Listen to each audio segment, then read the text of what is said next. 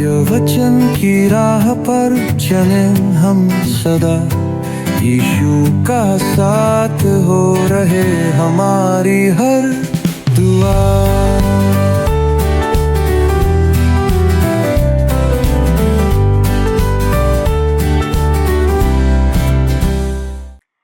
प्रिय दर्शकों, मैं आप सभी का इस क्रमबद्ध बाइबल अध्ययन कार्यक्रम सत्य वचन में हार्दिक स्वागत करती हूँ। मित्रों, जैसा कि आप सब जानते हैं कि हम इन दिनों प्रकाशित वाक्य की पुस्तक से अध्ययन कर रहे हैं, जहाँ लिखा है अध्याय 4 के अंतिम पदों और अध्याय 5 के पहले पद पर अगर आप ध्यान केंद्रित करेंगे, यानी कि प्रकाशित वाक्य 4:9 से 5:1 तक। मित्रों, इस भाग में प्रेरित यूहन्ना स्वर्ग के सिंहासन पर आराधना का दृश्य देखता है। जब भी 4 जीवित प्राणी परमेश्वर की स्तुति करते हैं, 24 प्राचीन अपने मुकुट सिंहासन के सामने डाल देते हैं और कहते हैं, हे हमारे प्रभु और परमेश्वर, तू ही महिमा और आदर और सामर्थ्य के योग्य है, क्योंकि तू ही ने सब वस्तुएं सृजी। और इसके तुरंत बाद अध्याय 5 में यूहन्ना देखता है कि उस सिंहासन पर बैठे हुए प्रभु के दाहिने हाथ में एक पुस्तक है, जो भीतर और बाहर लिखी हुई है और 7 मोहरों से बंद की गई है। ये पुस्तक क्या है? कौन इसे खोल सकता है? क्या लिखा है इसमें?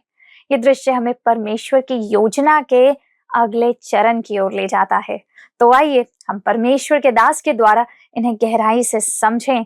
प्रिय मित्रों, एक बार पुनः आप सभी को प्रभु यीशु मसीह में प्रेम भरा नमस्कार और आपका आपके अपने बाइबल अध्ययन में स्वागत है, जिसका नाम है सत्य वचन क्रमबद्ध बाइबल अध्ययन।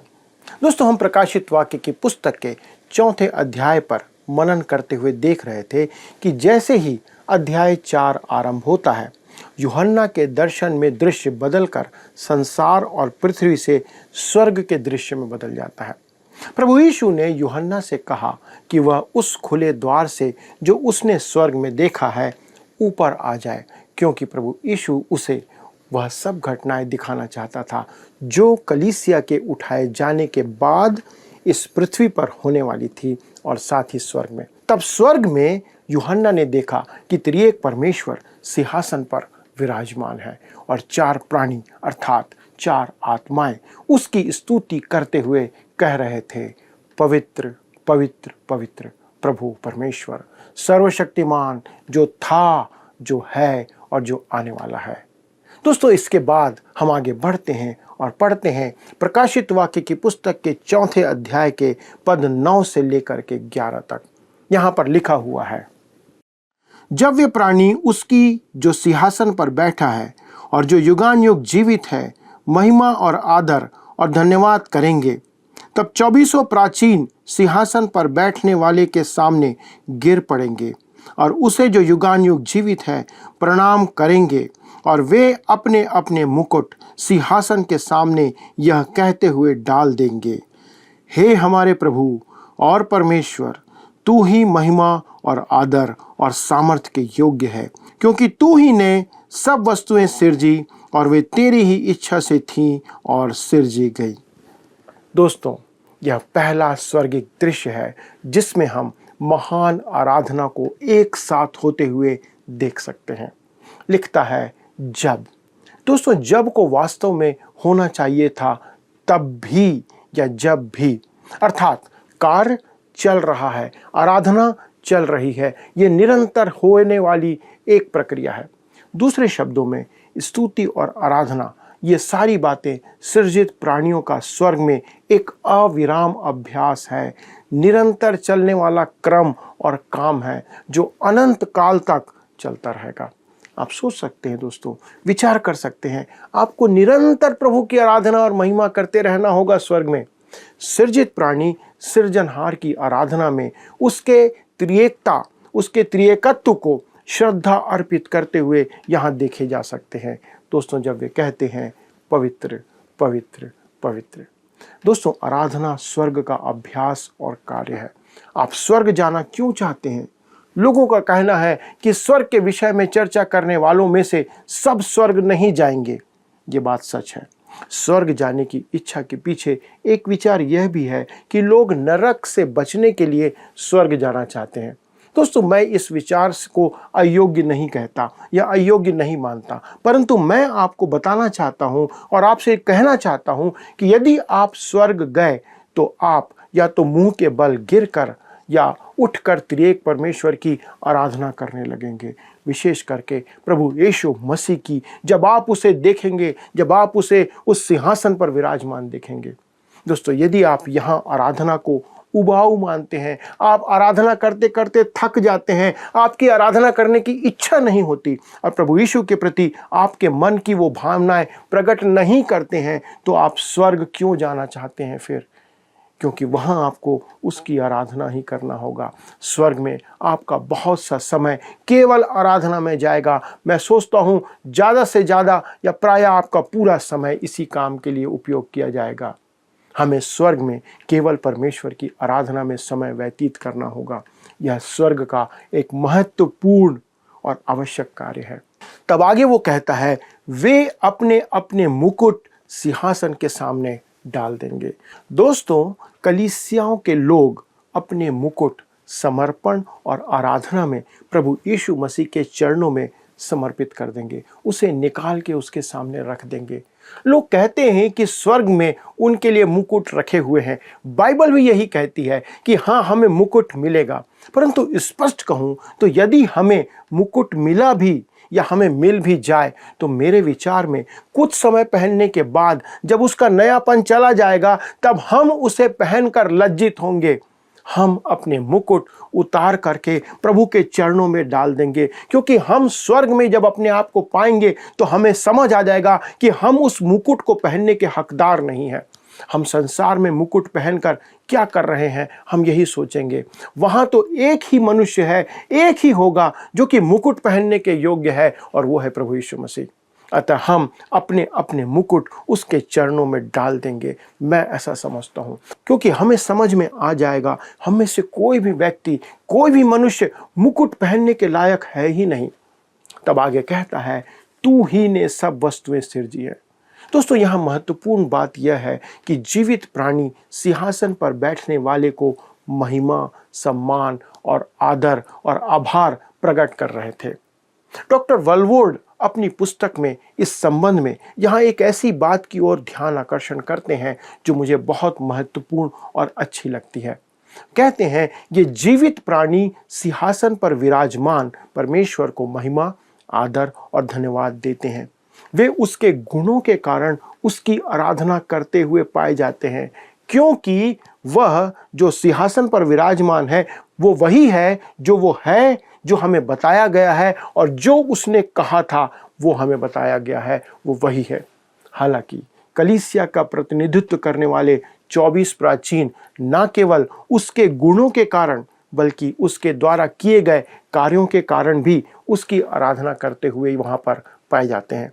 दोस्तों, यहाँ वे उस सृष्टिकर्ता के रूप में आदर और महिमा देते हुए उसे कहते हैं, तूने सब कुछ रचा है और वे तेरी ही इच्छा से रची गई हैं। दूसरे शब्दों में दोस्तों, कलीसिया इस छोटी सी धरती से उत्पन्न हुई है जो परमेश्वर की रचना है, और जब कहता है तू ही ने सब वस्तुएं सिरजी और वे तेरी ही इच्छा से थी और सिरजी गई, दूसरे शब्दों में कलीसिया परमेश्वर द्वारा सृजित इस छोटी सी पृथ्वी से आकर उसकी आराधना में सहभागी होती है, क्योंकि उसने इस पृथ्वी को रचा है। यही बात हम उत्पत्ति 1:1 में पढ़ते हैं, यही वहाँ पर लिखा गया है, और कलीसिया उसमें विश्वास करती है, जैसा कहता है तेरी ही इच्छा से थी और सिरजी गई। दोस्तों, परमेश्वर द्वारा इस पृथ्वी की रचना और हर एक वस्तु का ज्यों का त्यों होना परमेश्वर की योजना और उसके उद्देश्य में था और उसे प्रकट करता है। अर्थात जो कुछ इस पृथ्वी पर जैसा है वो परमेश्वर की योजना से था और वो उसी के कारण है। मैं ना तो उसके कामों को भली भांति समझता हूँ और ना ही इस जगत के बारे में मैं समझ पाता हूँ जिसमें हम रहते हैं, परंतु यह अवश्य समझता हूँ दोस्तों कि उसकी रचना जैसी है वैसी इसलिए है क्योंकि वो ऐसा चाहता है। वही सर्वे सर्वा है और हमें उसकी आराधना इसलिए करनी चाहिए कि उसने आकाश और पृथ्वी और जो कुछ है उसे बनाया है। दोस्तों, मैं आनंदित हूँ कि उसने इस पृथ्वी को बनाया और मुझे बनाया और मुझे इस पृथ्वी पर रखा। वह मुझे पूरी तरह भूल सकता था, परंतु मेरे हर्ष, मेरे आनंद का कारण है कि मैं उसकी योजना और उसके उद्देश्य में आज भी हूँ, सदा के लिए हूँ। उसने मुझे अपनी योजना में शामिल किया है। इससे अद्भुत और बड़ी बात एक मनुष्य के लिए, मेरे लिए, आपके लिए कुछ और नहीं हो सकती। इसी कारण हम उसकी आराधना करते हैं। मित्रों, आपकी आराधना करने का कारण क्या है? आप क्यों रविवार को अपने मुंह को खोलते हैं? आपके हृदय में क्या कभी ये बात आई कि आप इस कारण उसकी आराधना करना चाहते हैं? अपने प्रतिदिन की आराधना में क्या आपने कभी ये विचार किया कि इस कारण आप उसकी आराधना करते हैं? दोस्तों, यहाँ पर अध्याय 4 समाप्त होता है और अब हम अपने अध्ययन को अध्याय 5 से जारी रखेंगे, जिसका विषय है मसीह यीशु के साथ स्वर्ग में कलीसिया। मित्रों, अध्याय 5 में भी वही दृश्य चल रहा है जो अध्याय 4 में चल रहा था। कलीसिया प्रभु यीशु के साथ स्वर्ग में है। मेरे विचार में यह उचित होगा कि हम जहां जा रहे हैं, अर्थात उस स्वर्ग में, तो उसके बारे में हम उसकी जानकारी प्राप्त कर लें तो बहुत अच्छा होगा। क्योंकि यदि हम कहीं जाते हैं तो हम उस स्थान की जानकारी लेते हैं। यदि आप कहीं ज़मीन खरीदते हैं तो आप पहले उसके बारे में पूरी जानकारी प्राप्त करते हैं, तभी आप उस ज़मीन को खरीदते हैं। अतः इस कारण यदि आप स्वर्ग जा रहे हैं तो आपको निश्चय ही स्वर्ग के बारे में कुछ जानकारी होना चाहिए, आपको जानना चाहिए और आप जानना चाहेंगे। और यही कारण है कि इस अध्याय को आपके लिए रुचिकर होना आवश्यक है। आपको बहुत जिज्ञासा के साथ इस अध्ययन में अब आगे बढ़ना चाहिए। अध्याय 4 और 5 में हम देखते हैं कि कलीसिया जो विश्वासियों की देह है, वह प्रभु यीशु के साथ अब स्वर्ग में है। प्रभु यीशु ने अपने शिष्यों से कहा था, यूहन्ना 14 अध्याय पद 2 और 3 में, मैं तुम्हारे लिए जगह तैयार करने जाता हूँ कि जहाँ मैं रहूँ वहाँ तुम भी रहो। दोस्तों, हम उसके साथ रहेंगे, ये उसका वादा है और वो उसे पूरा करेगा। अध्याय 5 का दृश्य स्वर्गिक है, जहाँ महाक्लेश की तैयारियां हो रही हैं, क्योंकि कलीसिया स्वर्ग में प्रभु यीशु मसीह के साथ अब जा चुकी है। इसलिए यह निश्चित है कि वह पृथ्वी पर महाक्लेश के समय कलीसिया नहीं होगी। अध्याय 4 का मुख्य विषय परमेश्वर का सिंहासन है। सिंह और मेमना दोनों ही प्रभु यीशु मसीह का प्रतीक है और वही अध्याय 5 का मुख्य विषय भी है। दोस्तों, प्रभु यीशु मसीह सिंहासन पर विराजमान मेमना है। वह परम प्रधान और उद्धारकर्ता दोनों है। वह इस पुस्तक में व्यक्त घटनाओं का सर्वे सर्वा है, अतः हम उसे अनदेखा नहीं कर सकते। दोस्तों, 7 मोहरों से बंद पुस्तक अध्याय 5 की घटनाएं अध्याय 4 की घटनाओं से जुड़ी हुई है। यहाँ अध्याय को विभाजित करने की आवश्यकता नहीं थी, क्योंकि अध्याय 4 और अध्याय 5 का वृत्तांत एक ही है जो पिछले अध्याय से आगे बढ़ रहा है। तब आगे बढ़ते हैं और आइए हम पढ़ते हैं प्रकाशित वाक्य के 5वां अध्याय, उसका पद 1 लिखा है, जो सिंहासन पर बैठा था, मैंने उसके दाहिने हाथ में एक पुस्तक देखी जो भीतर और बाहर लिखी हुई थी और वह 7 मुहर लगाकर बंद की गई थी। दोस्तों, यहाँ फिर कहता है, यूहन्ना कहता है देखी। यूहन्ना उन घटनाओं का प्रत्यक्ष गवाह है। इस कारण वो ईमानदारी से, सच्चाई से ये कह रहा है मैंने देखी। एक बार किसी ने मुझे लिखा कि यह कहना मेरी आदत बन गई है। क्या यह अद्भुत चित्रण नहीं है? कई बार आपने मुझे सुना होगा ये कहते, या फिर यह कहना कि क्या यह चित्रण आपके लिए नहीं है। दोस्तों, मुझे इसका कभी भी बोध नहीं हुआ कि मैं इस अभिव्यक्ति को बार बार काम में लेता हूँ, परंतु शायद मैं ऐसा ही करता हूँ। मेरे विचार में हमें परमेश्वर के वचन के अध्ययन में सारी इंद्रियां, जो कुछ हमारे पास है, उसे काम में लेना चाहिए और लेना आवश्यक है। विशेष करके प्रकाशित वाक्य की पुस्तक के अध्ययन में दोस्तों हमें अपनी पूरी इंद्रियों को उपयोग करना चाहिए। हमें अपने आँख, नाक, कान, मुंह सब कुछ खुला रखना चाहिए। दोस्तों, यही कारण है कि यूहन्ना सुन रहा है और देख भी रहा है, और यही एक कारण है कि हम अपने अध्ययनों के मध्य चित्र या बहुत सारे ग्राफिक्स दर्शनों के द्वारा प्रयास करते हैं कि आपको दिखाएं, ताकि आप उन बातों को और अच्छे से समझ सकें। मेरे इस अभ्यास के कारण मेरी आलोचना बहुत बार की जाती है मेरे सहयोगियों के द्वारा, परंतु मैं यह मानता हूं कि हमें परमेश्वर का वचन सुनने के साथ देखना भी आवश्यक है कि धर्मशास्त्र की हमारी समझ जड़ पकड़ती चली जाए। हम जो समझें, जो देखें, वो ऐसा समझें कि उसे हम कभी भूल ना पाए। परमेश्वर का वचन को, हमारी सब इंद्रियों को अपने नियंत्रण में ले लेना चाहिए। यहाँ तक कि हमारा सूंघना और स्वाद लेना भी वचन के आधार पर होना चाहिए दोस्तों। उदाहरण के लिए प्रकाशित वाक्य के कुछ दृश्य ऐसे हैं जहाँ पर आपको आग और गंधक की महक आएगी जैसा लिखा हुआ है। यहाँ परमेश्वर पिता के हाथ में एक पुस्तक है जिसे हम देख रहे हैं, जिस पर 7 मुहरें लगी हुई है। एक महान विचारक स्टॉफर का कहना है कि रोमी न्याय व्यवस्था में किसी भी वसीयत या आदेश पर 7 मुहरें लगाए जाने का एक नियम था। सम्राट अगुस्तुस और वेस्पेसियन ने अपनी अपनी वसीयतों पर 7 मुहरें लगाई थी। हालांकि यह रोचक तथ्य है, रोचक बात है कि यहाँ इस पद्धति का उपयोग किया गया है तथा हम जानते हैं कि प्रकाशित वाक्य की पुस्तक में 7 की संख्या केवल आकस्मिक संख्या या घटना नहीं है और इसका उपयोग केवल इसलिए नहीं किया गया क्योंकि वे इसका उपयोग रोमन साम्राज्य में करते हुए देख रहे थे, परंतु ये प्रभु के द्वारा से स्थापित नियम है। एक विचारक है जिनका नाम है गोडेट, वो इस पुस्तक को नई वाचा की पुस्तक कहते हैं। कुछ लोगों का कहना है कि यह दंड की पुस्तक है। वॉल्टर स्कॉट का कहना है कि यह पुस्तक संसार के लिए परमेश्वर के उद्देश्य और सम्मति के प्रकाशन को प्रकट करने की पुस्तक है।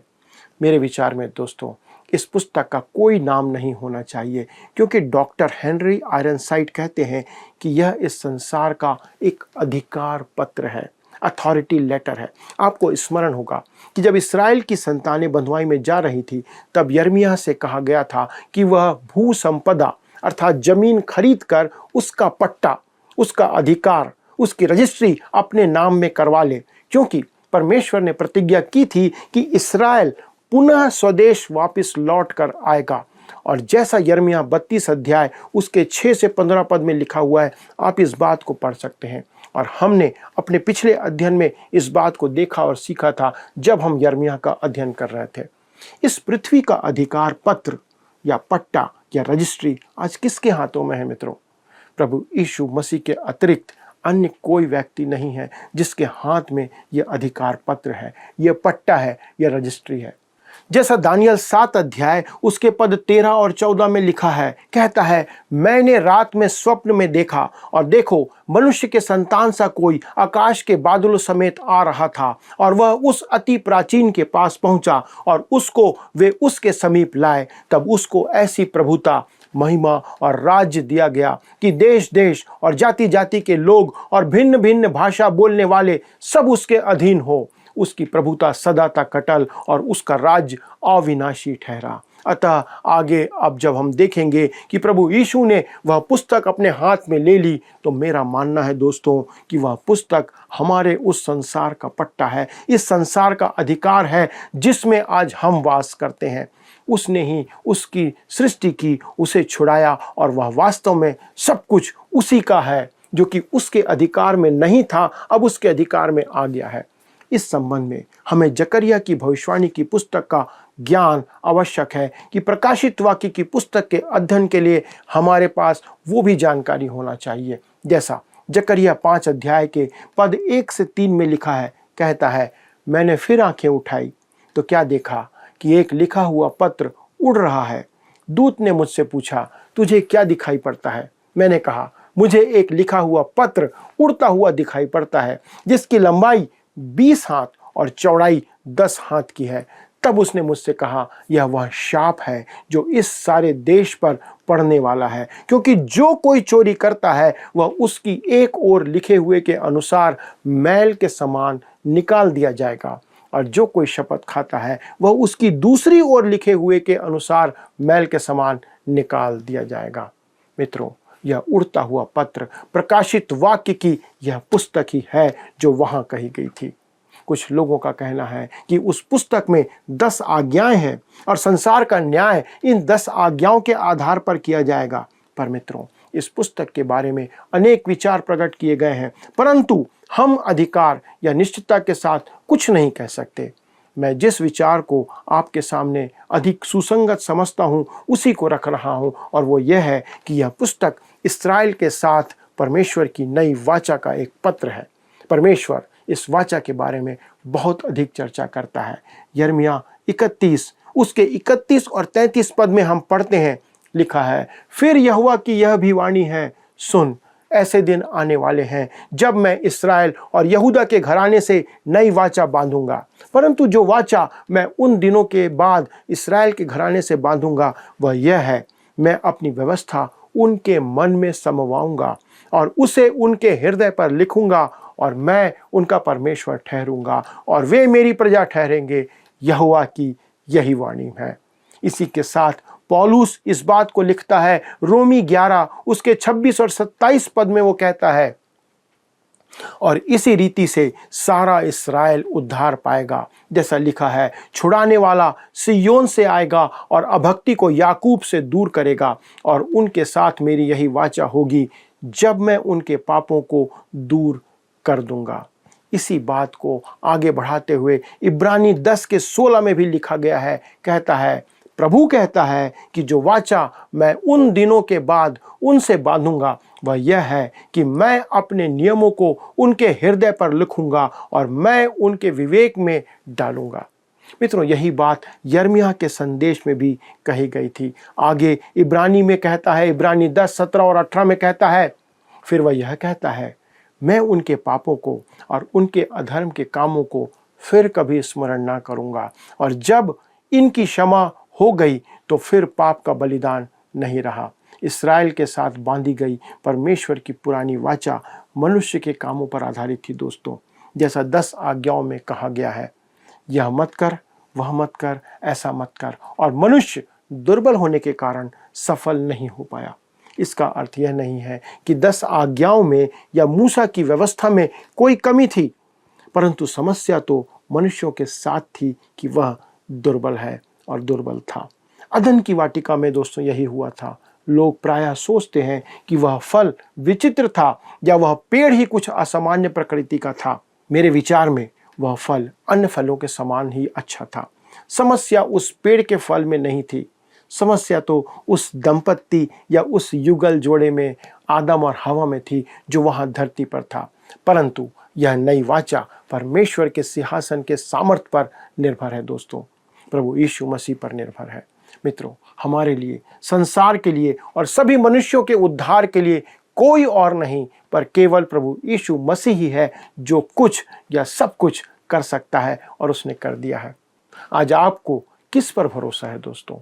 आप किसे अपने जीवन की नैया को बचाने के लिए पुकार रहे हैं? आप किसके नाव में बैठ करके इस संसार को पार करना चाहते हैं? आपको आज विचार करना होगा। आइए हम अपने प्रभु और परमेश्वर प्रभु यीशु मसीह के पास आए, उससे प्रार्थना करें, क्योंकि उसने ही इन सब बातों को हमारे लिए, संसार के सभी मनुष्य के लिए पूरा कर दिया है। आइए प्रार्थना करें। हमारे स्वर्गीय पिता, हम धन्यवाद देते हैं प्रभु यीशु मसीह में होकर इस सुंदर विवेचना के लिए, अध्ययन के लिए, जिसके द्वारा प्रभु आपने हमें प्रकट किया आप ही अधिकार रखने वाले परमेश्वर हैं। यद्यपि प्रभु आदम और हवा ने पाप के द्वारा इस अधिकार को खोकर शैतान के हाथों में संसार का, पृथ्वी का अधिकार दे दिया था, लेकिन प्रभु यीशु मसीह आपने आकर अपना लहू बहाकर, अपना पवित्र लहू बहाकर उस अधिकार को फिर से हासिल कर लिया है। प्रभु, आपकी कलीसिया के लिए धन्यवाद देते हैं जो कि आपके चुने हुए लोगों का समूह है। हम उन लोगों के लिए भी धन्यवाद देते प्रभु जो इस्राएल में आज विश्वासी हैं और इस्राएली हैं प्रभु, और हम उन लोगों के लिए भी धन्यवाद देते हैं प्रभु जो कि महाक्लेश के समय में उद्धार प्राप्त करने जा रहे हैं, चाहे वे अन्य जाति हों, चाहे वे इस्राएल के लोग हों। प्रभु, आपके इस अधिकार के लिए हम धन्यवाद देते हैं और हम आनंदित हैं प्रभु कि हमारा प्रभु अधिकार रखने वाला परमेश्वर है। धन्यवाद के साथ पिता, हमारे सारे दर्शकों को आपके पवित्र सुरक्षित हाथों में रखते हुए इस विनती को प्रभु यीशु क्रिस्त के नाम से मांगते हैं, आमीन। प्रिय मित्रों, मुझे पूरा विश्वास है कि आज का अध्ययन भी आपके लिए आशीष का कारण रहा होगा, क्योंकि बहुत सी ऐसी बातें हैं जो परमेश्वर का वचन उसके भेदों को हमारे सामने खोल रहा है। यदि आप इससे आशीषित हो रहे हैं तो कृपया फ़ोन उठाएं और बताएं कि कौन सी ऐसी बात थी जो आपके हृदय को आज स्पर्श करी है। मैं आपकी इन बातों को सुनना चाहता हूँ। क्या आप मुझे बताएंगे? अगले प्रसारण तक परमेश्वर का अनुग्रह, उसकी दया आपके जीवन में बनी रहे। हाँ, उसकी महिमा करते रहे। प्रभु आपको आशीष दे। आइए अब हम प्रश्नों को देखें। पिछले प्रश्न का उत्तर है बी। सिंह, बछड़े, मनुष्य और उड़ने वाले उकाब जैसी प्राणी। स्वर्ग में सिंहासन के चारों ओर सिंह, बछड़े, मनुष्य और उड़ने वाले उकाब जैसी प्राणी चारों दिशाओं में लगातार स्तुति कर रहे थे। आज के अध्ययन पर आधारित प्रश्न है, यूहन्ना किस समय का सविस्तार वर्णन करता है? ए. भविष्यवाणी का, बी. महाक्लेश का, सी. न्याय का, डी. जीवन का। मित्रों, इस प्रश्न का उत्तर हमें कल सुबह 6 बजे से पहले विकल्प A, B, C या D के साथ अपना नाम, पता, स्थान के साथ 9651433397 पर SMS या WhatsApp करें। प्रिय मित्रों, आज के अध्ययन में हमने देखा कि यूहन्ना हमें स्वर्ग में होने वाली आराधना की गहराई और गंभीरता दिखाता है। ये केवल गीत गाने या शब्दों का आदान प्रदान नहीं है, ये गहन आत्मिक स्थिति है जहां प्रत्येक प्राणी, प्रत्येक प्राचीन और प्रत्येक जीवित प्राणी अपने सृष्टिकर्ता को उसकी महिमा, आदर और सामर्थ्य के लिए दंडवत करता है। और जब हम अध्याय 5 की पहले पद पर आते हैं तो क्या देखते हैं?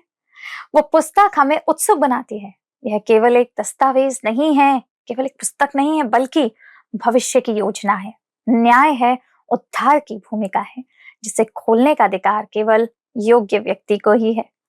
आज भी हम अपने हृदयों में यह निर्णय लें कि जैसे स्वर्ग में आराधना होती है, वैसे ही हम भी पृथ्वी पर प्रभु की आराधना करें, ना केवल शब्दों से, गीतों को गाने से, बल्कि अपने जीवन और समर्पण के द्वारा, क्योंकि वही है जिसने सब कुछ रचा और वही है जो आने वाले युगों की चाबी अपने हाथ में रखता है। मित्रों, आज हमारे लिए भी विचार करने की आवश्यकता है कि हम परमेश्वर की आराधना को कितनी गंभीरता से लेते हैं। तो आइए हम भी अपने जीवन में एक निर्णय ले लें। यदि आप इस अध्ययन को दोबारा देखना चाहते हैं या किसी को इस अध्याय के द्वारा आशीषित करना चाहते हैं, तो आप इसे प्राप्त कर सकते हैं हमारे YouTube चैनल वर्ड रिसाउंड्स हिंदी में। इसे पुनः देख सकते हैं, साझा कर सकते हैं, और अधिक जानकारी और प्रार्थना के लिए आप स्क्रीन पर आ रहे नंबर पर हमें बेझिझक संपर्क कर सकते हैं। नंबर है 9651433397। हमारे परामर्शदाता आपकी सहायता अवश्य करेंगे। प्रभु आपको आशीषित करे। क्या आपको यह कार्यक्रम पसंद आया? अभी हमें एक मिस कॉल करें और आप अगले विजेता हो सकते हैं।